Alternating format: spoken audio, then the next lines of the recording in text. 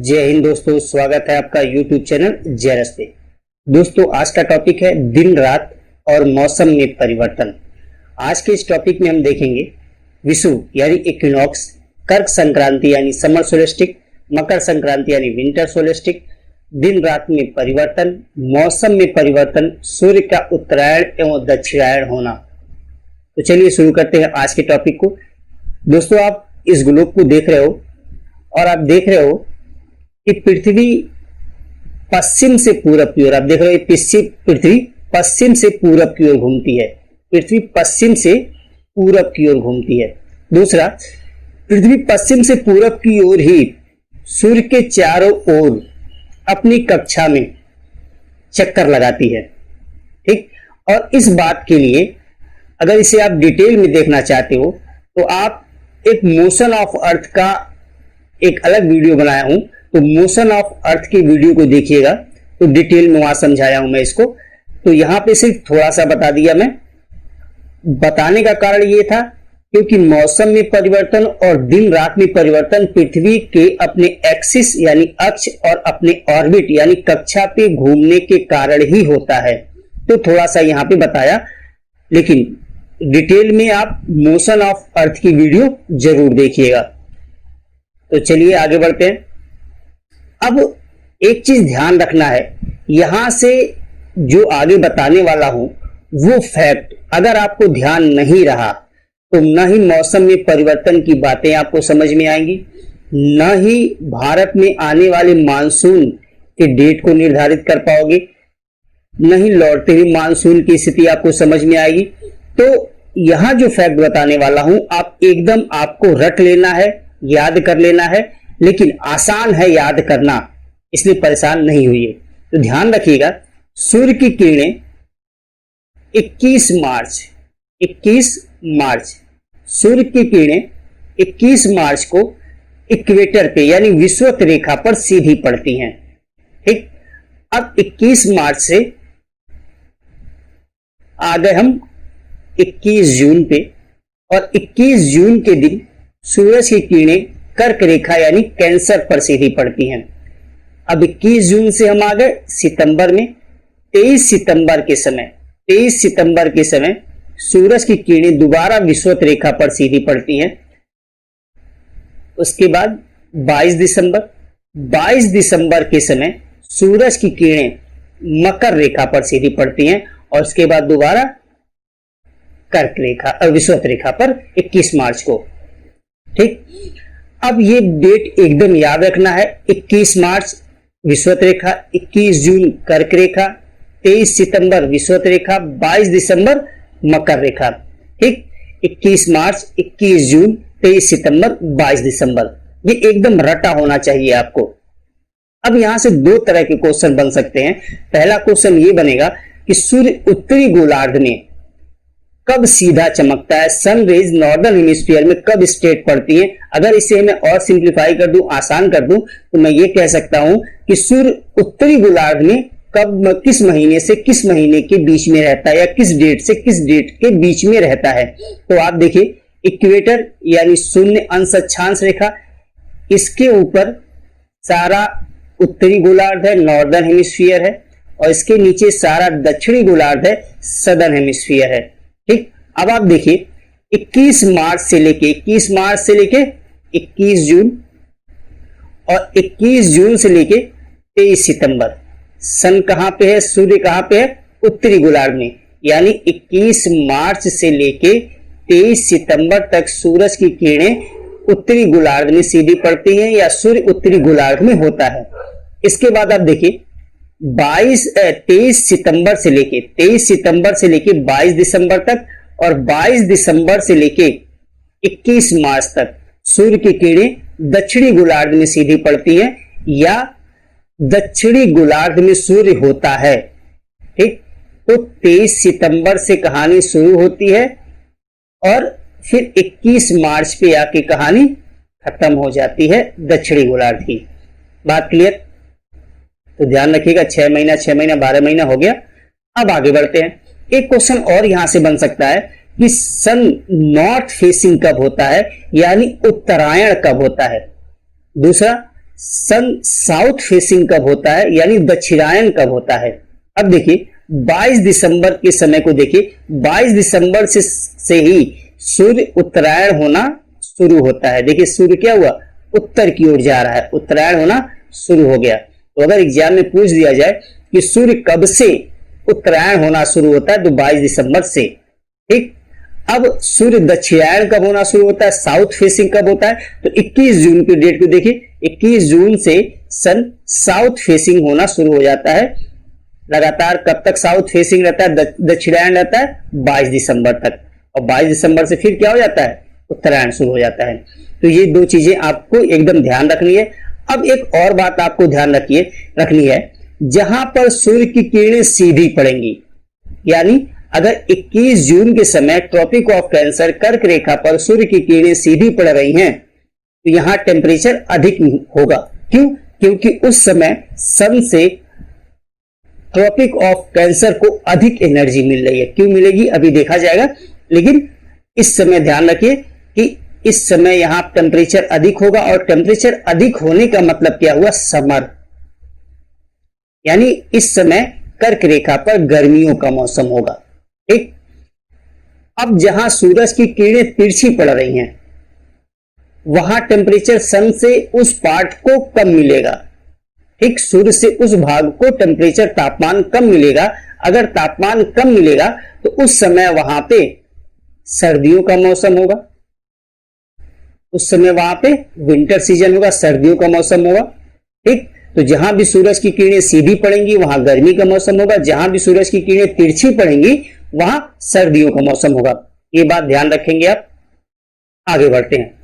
अब मैं आपको बताने जा रहा हूं लाइट सर्कल। लाइट सर्कल यानी कि प्रकाश वृत्त। प्रकाश वृत्त।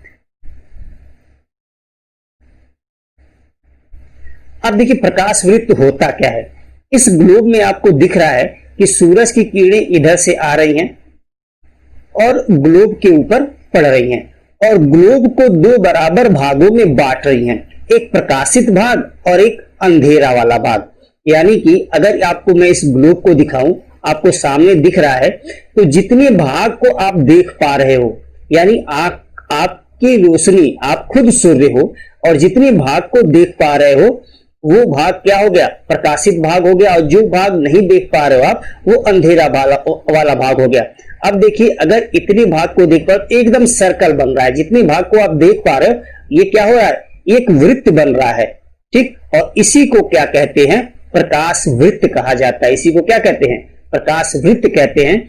और प्रकाश वृत्त पूरे ग्लोब को दो बराबर भागों में बांटती है। ठीक, प्रकाश वृत्त ध्यान रखिएगा, पूरे ग्लोब को दो बराबर भागों में बांटती है, लेकिन अक्षांश रेखाओं को हमेशा बराबर नहीं बांटती। ठीक, इससे फर्क क्या पड़ता है। अब देखिए अभी मैं बताया हूं 21 मार्च के दिन सूरज की किरणें विषुवत रेखा पर सीधी पड़ती हैं, साथ में 23 सितंबर के दिन भी विषुवत रेखा पर सूर्य की किरणें सीधी पड़ती हैं। तो मैं यहां डेट लिख दे रहा हूं 21 मार्च और 23 सितंबर, 23 सितंबर, 2 दिन विषुवत रेखा पर सूरज की किरणें सीधी पड़ रही हैं। अब देखिए विषुवत रेखा पर सूरज की किरणें सीधी पड़ रही हैं। अब इस लाइन को देखिए, ये प्रकाश वृत्त है और ये ग्लोब को आप देख रहे हो दो बराबर भागों में बांट रहा है। लेकिन जब अक्षांश रेखाओं को वहां देखिए तो यहां सभी अक्षांश रेखाएं एकदम बराबर भागों में बटी हैं, एक प्रकाशित भाग और दूसरा अंधेरा वाला भाग। ठीक, इसका मतलब ये हुआ कि इस समय यानी 21 मार्च और 23 सितंबर के समय पूरे ग्लोब पर 12 घंटे का दिन होता है और 12 घंटे की रात होती है। ठीक, 21 मार्च और 23 सितंबर के समय पूरे ग्लोब पर 12 घंटे का दिन और 12 घंटे की रात होती है।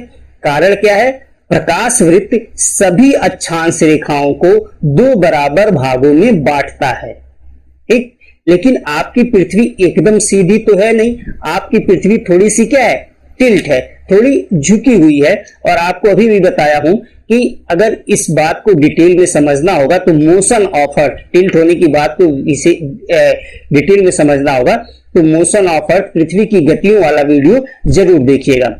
फिलहाल देखते हैं यहाँ पे। तो प्रकाश वृत्त 21 मार्च और 23 सितंबर को सभी अक्षांश रेखाओं को दो बराबर भागों में बांट देता है। इसलिए पूरे ग्लोब पर 12 घंटे का दिन और 12 घंटे की रात हो जाती है। चलिए जरा इस ग्लोब पे देख के इस बात को समझते हैं। देखिए ग्लोब आपको एकदम सीधा करके मैं दिखा रहा हूं, एकदम सीधा है।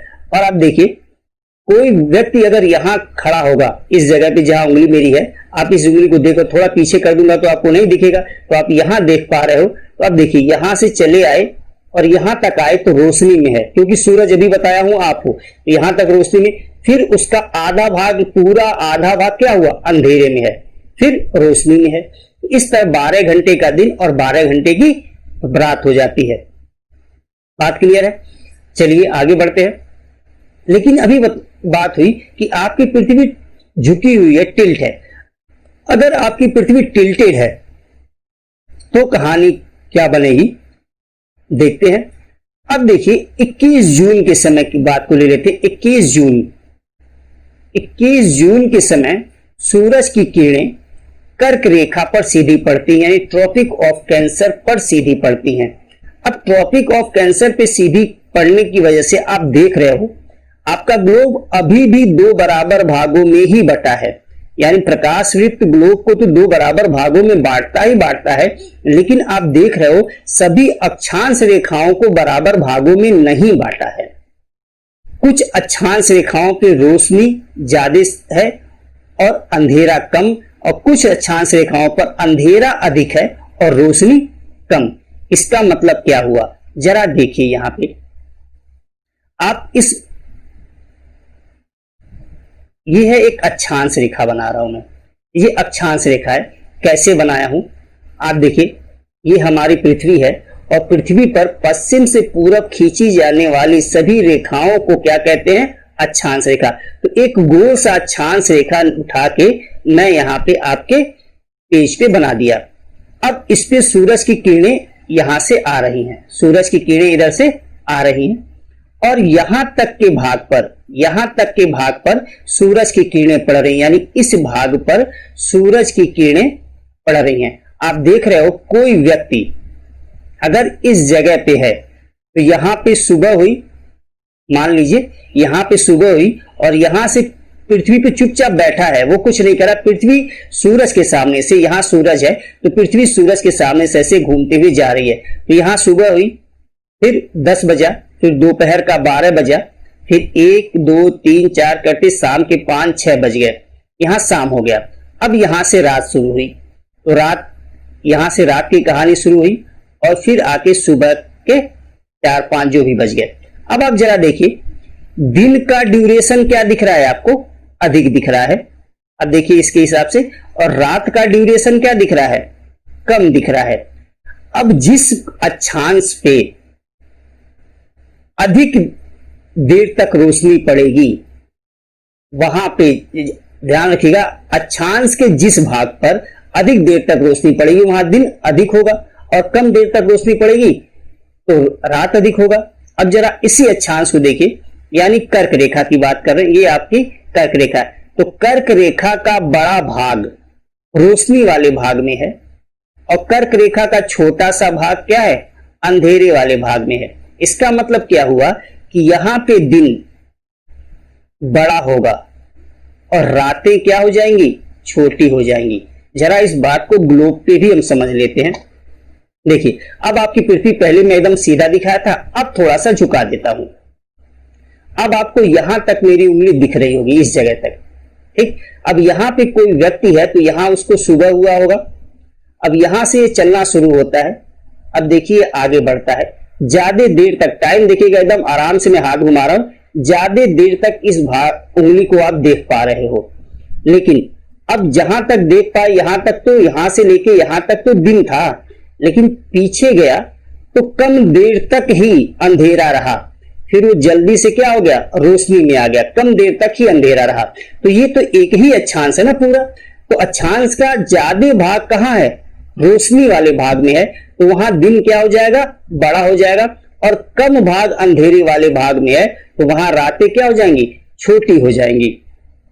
चलिए, तो उसी तरह से जब कर्क रेखा पर सूरज की किरणें सीधी पड़ती हैं तो कर्क रेखा का यानी उत्तरी गोलार्ध की बात करें तो अक्षांशों का ज्यादा भाग रोशनी वाले भाग में रहता है, तो उत्तरी गोलार्ध में दिन बड़ा होता है, जबकि अक्षांशों का कम भाग अंधेरे वाले भाग में रहता है। इसलिए यहां पे रात क्या होती है, छोटी होती है। कब? 21 जून के समय। अब आ जाते हैं इसी समय दक्षिणी गोलार्ध को देखते हैं। अब दक्षिणी गोलार्ध में सबसे लास्ट में देखिए, ये एक अक्षांश रेखा है। अक्षांश रेखा का बहुत छोटा सा भाग रोशनी वाले भाग में पड़ रहा है। अंधेरे में ज्यादा ट्रेवल करना पड़ रहा है। यहाँ पे कोई व्यक्ति बैठा होगा तो बहुत लंबी दूरी ट्रेवल करनी पड़ेगी अंधेरे में, और बहुत छोटी दूरी चलनी पड़ेगी उसको रोशनी में। तो दक्षिणी गोलार्ध में अब अगर आप देखेंगे तो दक्षिणी गोलार्ध में दिन क्या होगा, 21 जून के समय ही दिन छोटा होगा, और 21 जून के समय ही दक्षिणी गोलार्ध में क्या होंगी, रातें बड़ी होंगी। बात क्लियर? ये कहानी कब की थी? 21 जून की, जब सूरज की किरणें कर्क रेखा यानी ट्रॉपिक ऑफ कैंसर पर सीधी चमक रही थी। अब आते हैं मकर रेखा की ओर। आपको पता है कि 22 दिसंबर के दिन मकर रेखा पर सूरज की किरणें सीधी पड़ती हैं। सॉरी, अब ये देखिए मकर रेखा पर सूरज की किरणें सीधी पड़ रही हैं। अब ये प्रकाश वृत्त देखिए, प्रकाश वृत्त अभी भी पूरे ग्लोब को दो बराबर भागों में बांटा है, लेकिन अब जरा दक्षिणी गोलार्ध, ये इक्वेटर है तो इसके नीचे क्या हो गया, दक्षिणी गोलार्ध। अब दक्षिणी गोलार्ध के अक्षांश रेखाओं को देखिए और उत्तरी गोलार्ध के अक्षांश रेखाओं को देखिए। तो दक्षिणी गोलार्ध के अक्षांश रेखाएं जो हैं वो क्या हैं, ज्यादा रोशनी में है और कम अंधेरे में है। ज्यादा रोशनी में होने का मतलब यहां क्या हो गया, दिन बड़ा हो जाएगा और रातें क्या हो जाएंगी, इस समय छोटी हो जाएंगी। ठीक, चूंकि सूरज की किरणें मकर रेखा पर सीधी पड़ रही हैं तो अक्षांशों का अधिक भाग रोशनी की ओर है और कम भाग अंधेरे की ओर पड़ रहा है। इसलिए क्या होता है कि दक्षिणी गोलार्ध में रात छोटी होती है और दिन बड़ा होता है। ये दिन वाला भाग दिन बड़ा और रातें क्या होती हैं, छोटी हो जाती हैं। जरा इसी समय हम उत्तरी गोलार्ध में चले, ये इक्वेटर की लाइन है। ध्यान रखिएगा, इक्वेटर पे हमेशा प्रकाश वृत्त इक्वेटर यानी भूमध्य रेखा को हमेशा ही बराबर भागों में बांटेगा, कभी भी कम अधिक नहीं काटेगा। चाहे आप पीछे वाला चित्र देख लीजिए, यहां भी क्या हो गया, भूमध्य रेखा एकदम बराबर बट रही है। हमेशा भूमध्य रेखा पर 12 घंटे का दिन और 12 घंटे की रात होगी। अब आ जाते हैं हम कर्क रेखा को जरा देखिए, तो कर्क रेखा का कम भाग रोशनी में है और अधिक भाग रात में है। ठीक, यहां डे वाला पार्ट क्या है, डे छोटा हो जाएगा, कम भाग रोशनी में अक्षांश रेखा कर्क रेखा, तो दिन क्या होगा, छोटा होगा और रातें क्या हो जाएंगी, बड़ी हो जाएंगी। ये बात कब की है, दिसंबर, 22 दिसंबर, जब सूरज की किरणें मकर रेखा पर सीधी पड़ेंगी। बात क्लियर हो गई? तो दिन रात कैसे बड़ा होता है, छोटा होता है, ये क्लियर हो गया। हाँ, अब उत्तरी ध्रुव पर 6 महीने का दिन 6 महीने की रात, दक्षिणी ध्रुव पर 6 महीने का दिन 6 महीने की रात, मध्य रात्रि का देश नॉर्वे, इन सब बातों के लिए मैं एक अलग वीडियो बनाऊंगा। ठीक, तो उस पर हम डिस्कस करेंगे। चलिए, अब इक्विनॉक्स की बात आती है, इसका आप स्क्रीनशॉट ले लीजिएगा, आपको काम आएगा। इसका भी स्क्रीनशॉट ले सकते हो, अर्थ का मूवमेंट दिखा रहा हूं मैं यहां पे। चलिए, अब देखिए, ये है आपका शून्य अंश अक्षांश यानी विषुवत रेखा। ये क्या है, विषुवत रेखा। ठीक, अब ये 23.5 डिग्री की लाइन यानी कर्क रेखा यानी ट्रॉपिक ऑफ कैंसर, नीचे ये भी 23.5 डिग्री की लाइन मकर रेखा यानी ट्रॉपिक ऑफ कैप्रिकॉन। और अभी आपको बताया हूं 21 मार्च के दिन सूरज की किरणें विषुवत रेखा पर सीधी चमकती हैं, साथ में 23 सितंबर के दिन भी सूरज की किरणें विषुवत रेखा पर सीधी चमकती हैं। ठीक, अब यहां से एक वर्ड आता है इक्विनॉक्स, यहां से एक वर्ड आता है इक्विनॉक्स, और इक्विनॉक्स का मतलब होता है विषुव।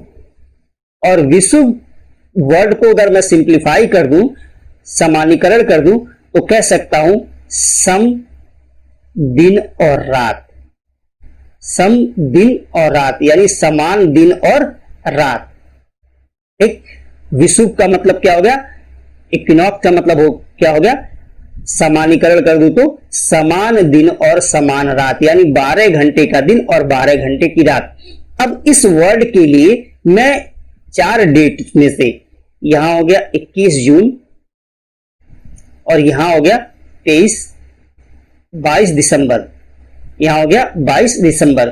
अब बताइए इन 4 डेट्स में से आपसे कहूं इक्विनॉक्स के लिए यानी समान दिन और समान रात यानी 12 घंटे दिन और 12 घंटे की रात के लिए 2 डेट चुनिए, तो आप कौन सा डेट चुनोगे, 21 मार्च चुनोगे आप और 23 सितंबर चुनोगे आप। अब देखिए यहां कैसे कैसे क्वेश्चन एग्जाम में आ सकते हैं। अब आपसे क्वेश्चन पूछा जाए 21 मार्च के दिन सूरज की किरणें कहां सीधी पड़ती हैं, तो आप कहोगे इक्वेटर पर, विषुवत रेखा पर या शून्य अंश अक्षांश रेखा पर। ठीक, तो पहला फैक्ट यहां से हो गया, 21 मार्च के दिन सूरज की किरणें कहां सीधी पड़ती हैं, तो विषुवत रेखा पर। दूसरी बात, किस दिन यानी किस डेट को पूरे ग्लोब पर 12 घंटे का दिन होता है और 12 घंटे की रात होती है, तो आपका आंसर आ जाएगा 21 मार्च। तो बराबर दिन और बराबर रात कब हो गई, 21 मार्च। क्यों, क्योंकि इस समय विषुवत रेखा पर सूरज की किरणें सीधी पड़ती हैं। नेक्स्ट पॉइंट पे आते हैं। आप बताइए आपके और हमारे देश में, आपके और हमारे देश से कर्क रेखा ट्रॉपिक ऑफ कैंसर बीचों बीच से होकर जाती है, यानी हमारे देश को Tropic of Cancer equal 2 parts में डिवाइड करती है, बराबर 2 भागों में बांट देती है। और ये रही कर्क रेखा, आपको बना के दिखा रहा हूं, ये क्या है, ये कर्क रेखा है। 21 मार्च का दिन है, 21 मार्च का दिन है और 21 मार्च के समय सूरज की किरणें विषुवत रेखा पर सीधी चमक रही हैं। और इस समय आपसे क्वेश्चन पूछूं कि आपके देश में यानी हमारे और आपके देश में मार्च के महीने में कैसा मौसम होगा, तो आप सिंपल सी बात बता दोगे कि मार्च का महीना है, तो मार्च के बाद जून आता है यानी गर्मियों का महीना, तो मार्च का महीना ऐसा होगा न बहुत अधिक गर्मी होगी न बहुत अधिक सर्दी होगी। अब बात आती है गर्मियों से पहले, न बहुत अधिक गर्मी न बहुत अधिक सर्दी। ध्यान सुनिएगा, गर्मी आने से पहले, समर सीजन आने से पहले वो मौसम जिस मौसम में न बहुत अधिक गर्मी होती है न बहुत अधिक सर्दी होती है, उस मौसम को क्या कहते हैं, तो आप कहोगे स्प्रिंग कहते हैं। उसे क्या कहते हैं, स्प्रिंग। क्या कहते हैं, स्प्रिंग। यानी हिंदी में इसे कहा जाए तो बसंत कहते हैं। क्या कहते हैं, बसंत। ठीक, अब ये बात किसकी हो रही है, विषुव की। किसकी बात हो रही है, बसंत। और बात किसकी हो रही है, विषुव की। 21 मार्च विषुव, समान दिन और समान रात, तो इसे क्या वर्ड दे दिया गया, स्प्रिंग इक्विनॉक्स।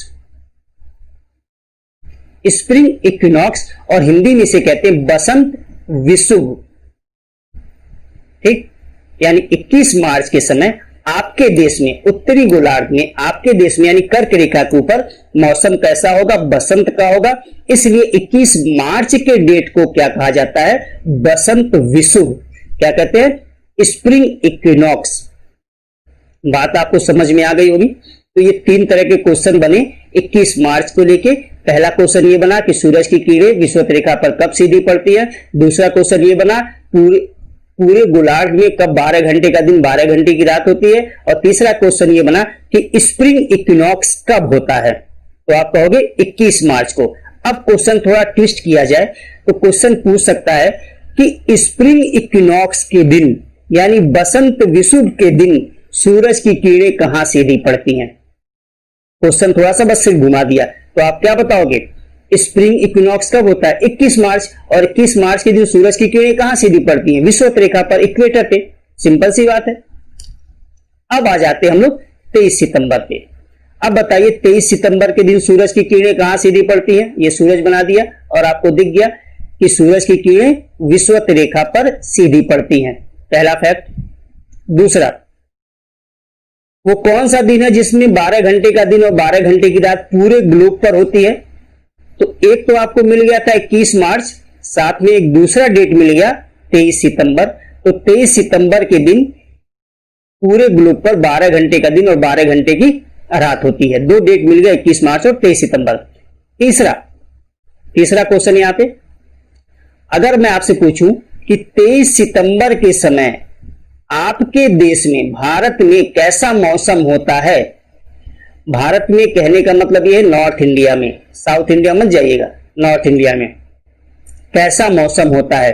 तो आप कहोगे भाई सितंबर में भी तो न बहुत अधिक गर्मी पड़ती है न बहुत अधिक सर्दी पड़ती है, लेकिन ध्यान रखिएगा सितंबर के बाद अक्टूबर, नवंबर, दिसंबर सर्दी आती है, विंटर सीजन आता है।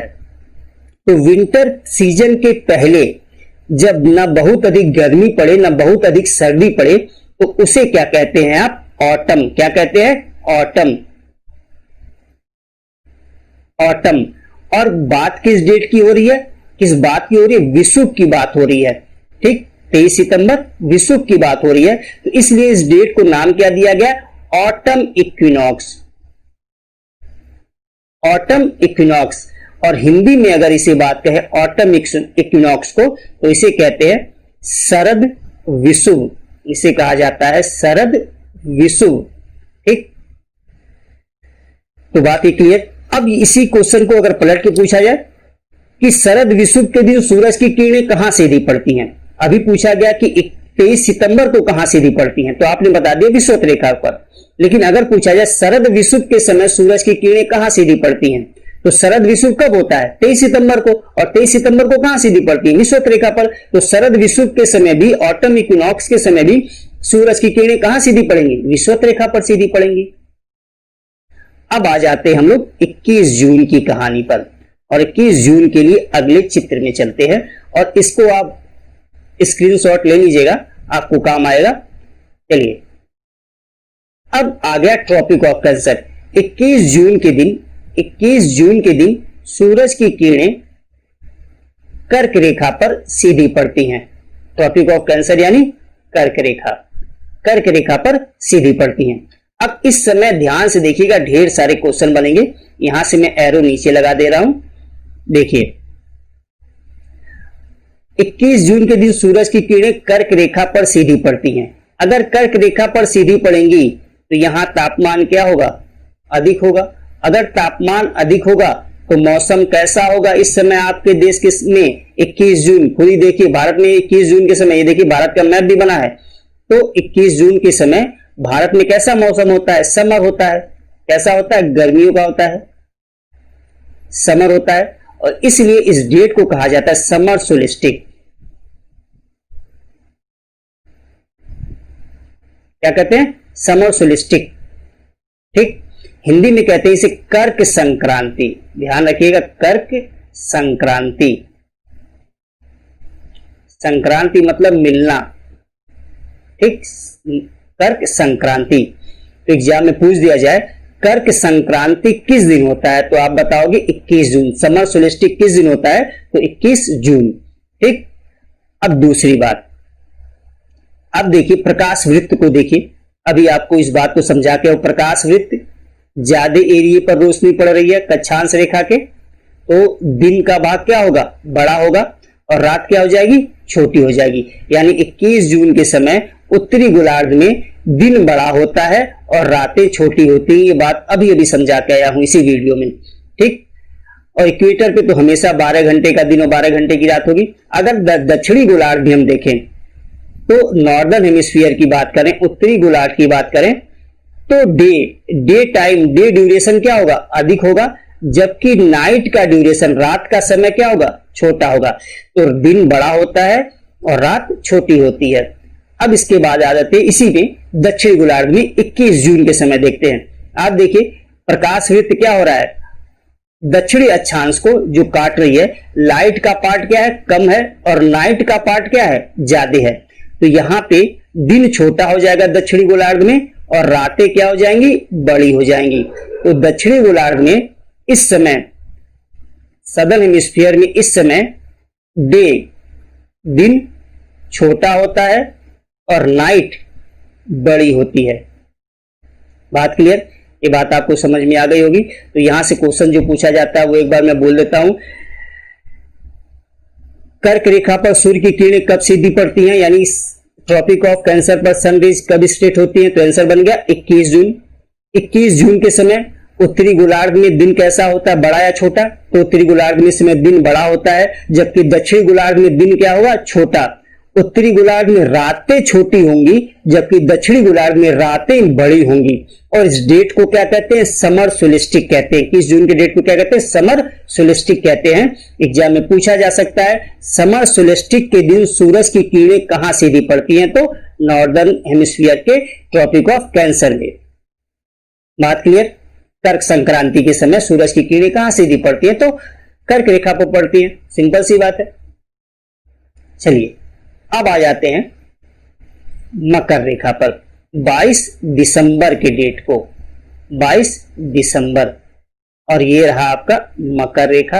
और इस समय सूरज की किरणें मकर रेखा पर सीधी पड़ रही हैं, ठीक। और यहां भी ढेर सारे फैक्ट। अब बताइए, मकर रेखा पर सूरज की किरणें सीधी पड़ रही हैं, तो यहां इस समय गर्मियों का समय होगा। इस समय आपके देश में, बात कब की हो रही है, दिसंबर की, ठीक। इस समय आपके देश में कैसा मौसम होगा, सर्दियों का मौसम होगा, ठीक। इस समय आपके देश में कैसा मौसम होगा? तो 22 दिसंबर के डेट को क्या कहा जाता है, विंटर सोलिस्टिक। विंटर सोलिस्टिक यानी मकर संक्रांति।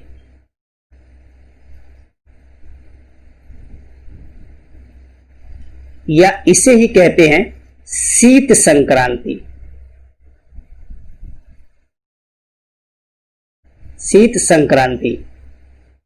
अब ध्यान रखिए, अभी आप कह रहे हो कि मकर संक्रांति, आपके दिमाग में क्वेश्चन आ रहा होगा कि भाई मकर संक्रांति 22 दिसंबर, अगर मैं आपसे क्वेश्चन पूछूं मकर संक्रांति कब होता है, तो यहां मैं बता रहा हूं 22 दिसंबर सूरज की किरणें मकर रेखा पर सीधी पड़ती हैं, इसलिए इसे कहा जाता है मकर संक्रांति। लेकिन आप अपने घर में त्योहार मनाते हो और कहते हो भाई 14 जनवरी को मकर संक्रांति का त्योहार मनाएंगे। क्या मनाएंगे? त्योहार मनाएंगे। क्यों मनाते हैं? क्योंकि इस दिन सूर्य मकर राशि में प्रवेश करता है। मकर राशि में, यानी ये ज्योतिष का विषय है, भूगोल का विषय नहीं है। बेशक भूगोल से जुड़ा हुआ ज्योतिष है, सही से देखो तो साइंटिफिक प्रूफ आजकल प्रूफ किया जा रहा है। लेकिन जब पूछा जब मकर संक्रांति त्योहार कब मनाया जाता है, तो 14 जनवरी। लेकिन अगर पूछा जब मकर संक्रांति किस दिन होता है, तो 22 दिसंबर, क्योंकि मकर संक्रांति के समय सूरज की किरणें मकर रेखा पर सीधी पड़ती हैं, इसलिए मनाया जाता है मकर संक्रांति, ठीक। आपके देश में क्या होता है, विंटर होता है, इसलिए इसे क्या कहते हैं, शीत संक्रांति। लेकिन इसी समय मकर रेखा पर चूंकि सूरज की किरणें सीधी पड़ रही हैं, तो यहां पे तो गर्मी होगी। तो जो भी देश यहां पे होंगे, जैसे ऑस्ट्रेलिया, जैसे न्यूजीलैंड यहीं पे है, जैसे साउथ अफ्रीका देश, यहाँ पे देखिए मेडागास्कर, ये है मेडागास्कर, इसके बाद साउथ अफ्रीका, और उधर जाएंगे तो अर्जेंटीना, ये सभी मकर रेखा पर स्थित देश है। जैसे Australia, Madagascar, south Africa, Argentina, ये सभी क्या है, मकर रेखा पर स्थित है। तो इन सभी देशों में 22 दिसंबर के समय चूंकि मकर रेखा पर सूरज की किरणें सीधी पड़ती हैं, इसलिए यहां क्या होगा, गर्मी का समय होगा, समर सीजन होगा। अब आपसे एक क्वेश्चन पूछता हूं, क्वेश्चन सुनिए। क्रिसमस का त्योहार मनाया जाता है और भारत के लोग यानी उत्तरी गोलार्ध के लोग सर्दियों में क्रिसमस का त्योहार मनाते हैं। भाई दिसंबर में मनाया जाता, 25 दिसंबर क्रिसमस का त्योहार होता है, तो सर्दी का समय होता है। तो हमारे देश में या उत्तरी गोलार्ध में के लोग दिसंबर यानी सर्दियों में क्रिसमस का त्योहार मनाते हैं। तो उन देशों का नाम बताइए जो गर्मियों में क्रिसमस का त्योहार मनाता है। तो गर्मी कहां होगी इस समय, मकर रेखा पर स्थित देशों पे, यानी Australia, south Africa, Argentina, Madagascar, यहां सब क्या होगा, गर्मी होगी। तो ये देश में अगर क्रिसमस त्योहार मनाया जाएगा तो कब मनाया जाएगा, गर्मियों के समय मनाया जाएगा। बात क्लियर। दूसरी बात, अब दिन रात को देख लेते हैं। ये प्रकाश वृत्त आपका है ये। अब देखिए प्रकाश वृत्त क्या है, दक्षिणी गोलार्ध के अक्षांशों पे ज्यादा एरिया पर लाइट पड़ रही है, ज्यादा क्षेत्र पर लाइट पड़ी है, तो यहां डे क्या हो जाएगा, बड़ा हो जाएगा और रातें क्या हो जाएंगी, छोटी हो जाएंगी। जबकि उत्तरी गोलार्ध में देखिए, ये आपका कर्क रेखा है, उत्तरी गोलार्ध में नाइट, दिन का समय क्या है, अक्षांश कम क्षेत्र पे रोशनी पड़ी है, कम अक्षांश पे रोशनी पड़ी है, इसलिए दिन का ड्यूरेशन क्या होगा, यहाँ पे कम होगा और रात का ड्यूरेशन यहाँ पे क्या होगा, अधिक होगा उत्तरी गोलार्ध में। यानी 22 दिसंबर के समय अगर हम नॉर्दर्न हेमिस्फीयर की बात करें तो यहाँ रात बड़ी होती है, ये एरो ऊपर लगा दिए, यानी रात बड़ी होती है और दिन छोटा होता है। जबकि दक्षिणी गोलार्ध में, सदर्न हेमिस्फीयर में इसी समय रातें छोटी होती हैं और दिन क्या होता है, बड़ा होता है। कहां पे, सदर्न हेमिस्फीयर, दक्षिणी गोलार्ध में। और इसका कॉन्सेप्ट अभी अभी पीछे मैं समझा के आया हूं। ये बात आपको समझ में आ गई होगी दिन रात और मौसम के परिवर्तन में। अभी आप देखिए कि कब बसंत आया, क्यों आया, कब शरद आया, क्यों आया, कब विंटर आया, कब समर आया, कैसे हुआ, ये सारी चीजें मैं आपको बता चुका हूं। तो एक दो बार वीडियो देख लीजिएगा, आपको चीजें आसानी से समझ में आ जाएंगी। और ये रहा आज के सेशन का लास्ट पार्ट। हाँ, अगले सेशन में जो वीडियो लेके आऊंगा वो लेके आऊंगा मैं उत्तरी ध्रुव और दक्षिणी ध्रुव पर 6 महीने का दिन और 6 महीने की रात कैसे होती है, नॉर्वे को मध्य रात्रि का देश क्यों कहा जाता है। तो इन सब बातों पे अगली वीडियो आप देखिएगा। तो आशा है आज का सेशन आपको पसंद आया होगा। अगर पसंद आया हो तो वीडियो को लाइक कर दीजिएगा, चैनल को सब्सक्राइब कर लीजिएगा। जय हिंद।